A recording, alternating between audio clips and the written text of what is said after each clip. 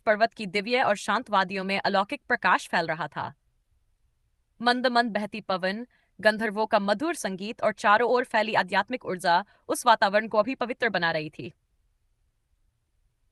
माता पार्वती भगवान शिव के समीप विराजमान थीं, लेकिन उनके मन में एक गहरी जिज्ञासा उत्पन्न हुई। माता पार्वती ने विनम्रता से कहा, हे देवों के देव महादेव, आज का दिन कुछ विशेष प्रतीत हो रहा है।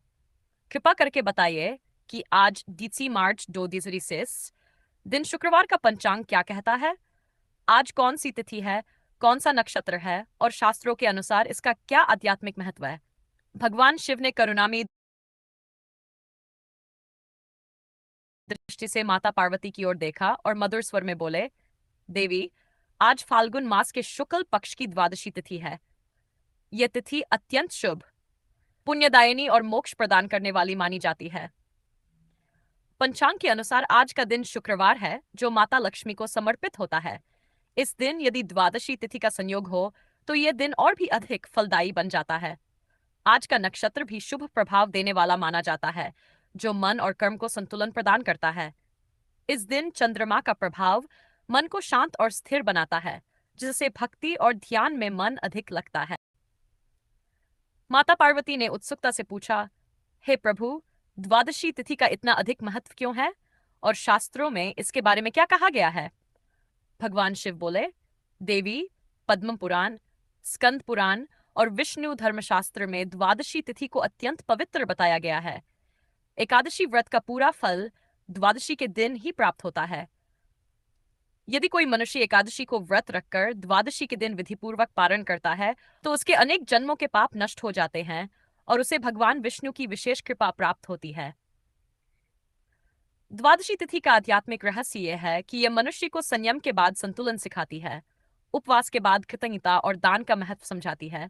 माता पार्वती ने कहा, हे महादेव, कृपा करके कोई कथा सुनाए जिससे इसका महत्व और स्पष्ट हो सके।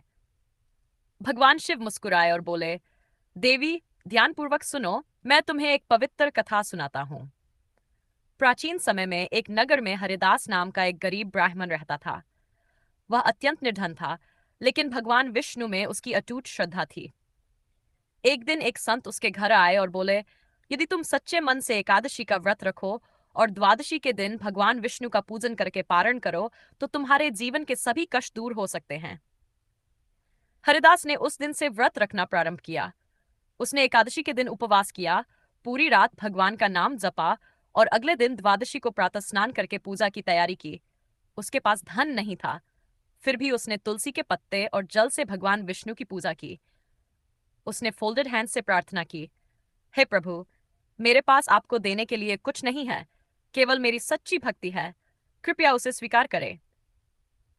उस दिन उसने एक भूखे व्यक्ति को थोड़ा सा अन्न दान किया और फिर विधिपूर्वक पारण किया। भगवान शिव आगे बोले, देवी, उसकी सच्ची श्रद्धा और भक्ति से प्रसन्न होकर भगवान विष्णु स्वयं उसके सामने प्रकट हुए और बोले, हे हरिदास, तुमने शास्त्रों के अनुसार द्वादशी का पालन किया है। मैं तुमसे अत्यंत प्रसन्न हूं। अब तुम्हारे सभी कष्ट समाप्त होंगे। धीरे धीरे हरिदास के जीवन में परिवर्तन आने लगा। उसके घर में धन, अन्न और सुख समृद्धि का आगमन हुआ। लेकिन सबसे बड़ा परिवर्तन यह था कि उसके मन में शांति, संतोष और आनंद का वास हो गया।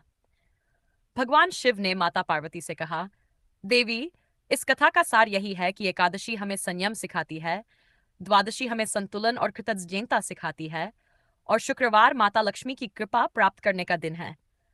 जब मनुष्य इन तीनों का पालन करता है तो उसका जीवन पूर्ण और सुखमय हो जाता है। पंचांग केवल तिथि और नक्षत्र का ज्ञान नहीं देता, बल्कि ये जीवन जीने की सही दिशा दिखाता है। जो मनुष्य पंचांग के अनुसार अपने कर्म करता है, उसका जीवन संतुलित, शांत और सफल हो जाता है। माता पार्वती भाव विभोर होकर बोली, हे महादेव, आज आपने मुझे समय, तिथि और भक्ति का वास्तविक अर्थ समझा दिया।